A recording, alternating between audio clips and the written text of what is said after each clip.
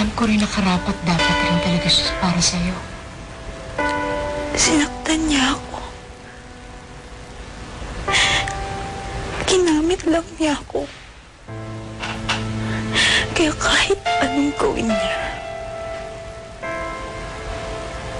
hindi ako babalik sa kanya. Seryoso ka?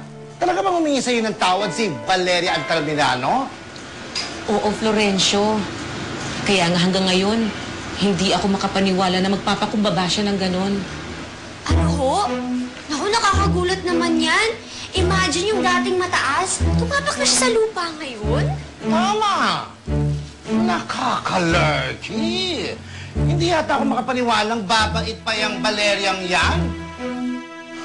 That was really brave of you, Valeria. Naharapin mo si Soledad at aminin ang mga kasalanan mo. I'm very proud of you. Salamat, Kuya Alfredo.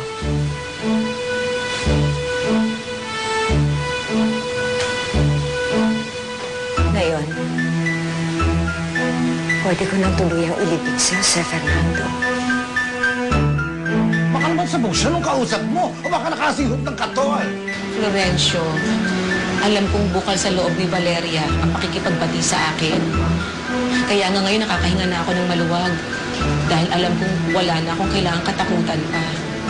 Nako, Soledad, ewan ko sa'yo, hindi ako naniniwala. Nababait pa yung Valeriang yan. Promise. Tama. Tingin ko talahibang tinitira niyan. Yes, Blessy. Can you work on it as soon as possible? Okay. Yeah, I'll be sending you the documents first thing in the morning. Okay, thank you. Bye.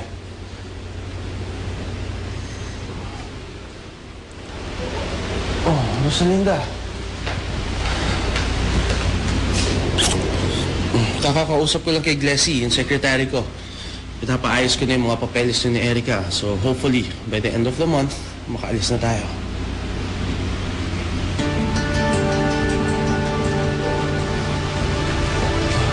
Okay ka lang, ha?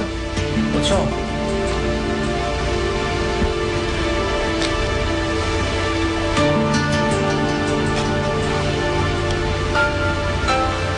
Fernando, Jose, huwag na lang tayong umalis.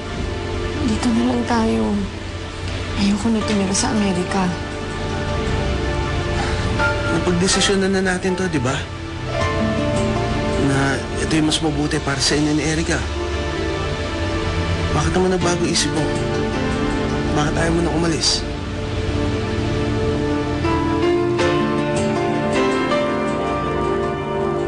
Can you feel anything? Wala ho akong nararamdaman.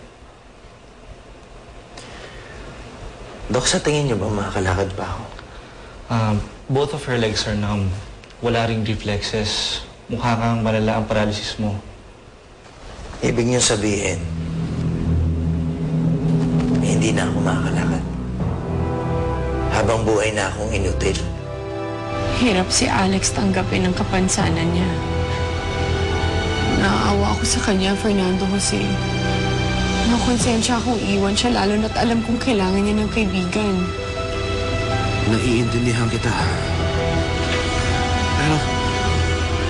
Pero paano kung buhay pa pala si Fedra? Paano ka? Paano si Erica? Paano naman si Alex kung iiwan ko ang kaibigan ko? Fernando Jose, kami ng anak mo ang dahilan kung bakit nabaldado si Alex. Niligtas niya kami ni Erica, kaya dapat lang tayong tumanaw ng utang na loob sa kanya. Magpagaling ka muna. Then after a month, when you're completely healed, isalang kita sa physical therapy.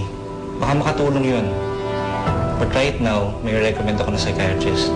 And she can help you in dealing, accepting. Wala akong sakit sa utak, Dok. Ang kailangan ko, magaling na doktor na gagamot sa mga pako. Hindi ako pwedeng maging ganito habang buhay. I understand, and I'm sorry. Basta magpagaling ka. I'll see you next month.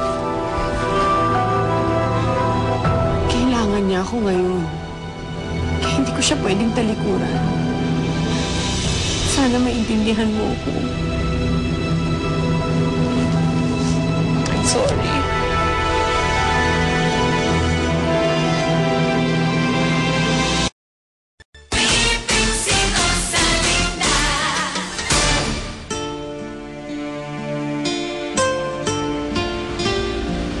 Tama na. Huwag ka nang umiyak, okay? Naiintindihan kita. Kaya sige, papayag na ako. Hindi na muna tayo alis para matulungan mo si Alex. Salamat, Fernando, kasi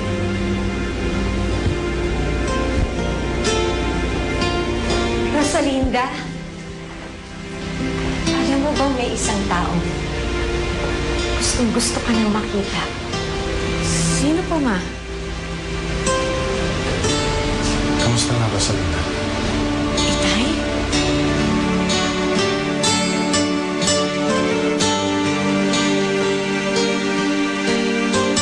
Talaga ho? Napagbati niyo si Inay at Mama Valeria? Oo. Kaya nga tuwan-tuwa ako dahil nagkasundo na sila. Salamat naman ho, tapos na ang problema nila. Sigurado ako nakahinga na ng maluwag si Inay. Alam mo, Rosalinda, masaya ako dahil kahit ngayon palang halos tayo nagkasama, malapit na agad ang loob mo sa akin. At tuwan-tuwa rin ako dahil nakabalik ka ulit. Na hindi ka pala patay dahil nakakala namin noon. Ibig sabihin, marami pa akong chance para maging ama sa'yo. Salamat po, Tay. Masaya rin ako na sa wakas nakilala na rin kita.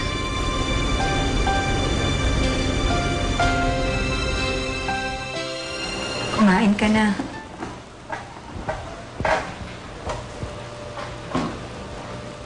Hindi ako nagugutom. Paano ka naman gagaling yan kung hindi mo tutulungan yung sarili mo? Basta hindi ako nagugutom. Tawagan mo si Rosalinda. Sabihin mo bukas, iuwi na niya ako. Alex, hindi ka pa magaling. Hindi ka pa pwedeng umalis dito. Kahit hindi ako umalis dito sa ospital na to, hindi na ako gagaling kahit kailan. Kaya tawagan mo si Rosalinda. Sabihin mo sa kanya gusto ko na umuwi.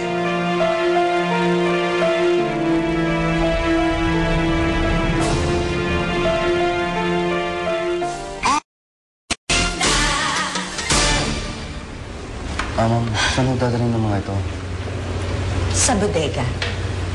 Doon mo na lang yan ilagay. Sige na. Lupita, pakilinisan yan. Huwag kang mag-iwan dyan ng marka, ha? Sige po, ma'am. Pinapatago niyo ng mga litrato ni Papa? Fernando Jose, I think it's time for me to move on.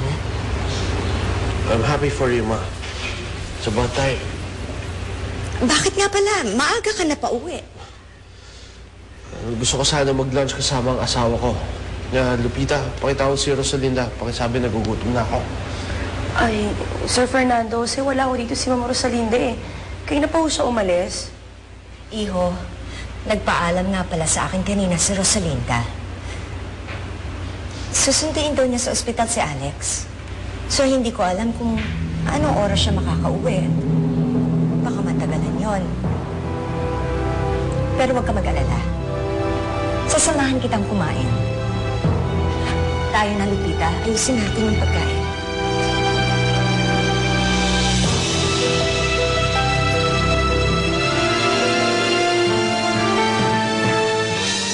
Hindi magandang tingnan para sa asawa mo na lagi siyang pumupunta doon sa pamamahay ng Alex Durantes niya. Akala ko isasama mo si Erica. Tinutulungan lang niya si Alex, Mama. Bakit kailangan siya? Hinintay ko kasing makatulog si Alex bago ko umalis. Meron siyang asawa at meron siyang pamilya. Dinner date tayo tonight. Kailangan mong bumawi sa akin, ha? Napapabayaan na kayo ni Rosalinda. Pasensya ka na, pero hindi kita masin. Masyado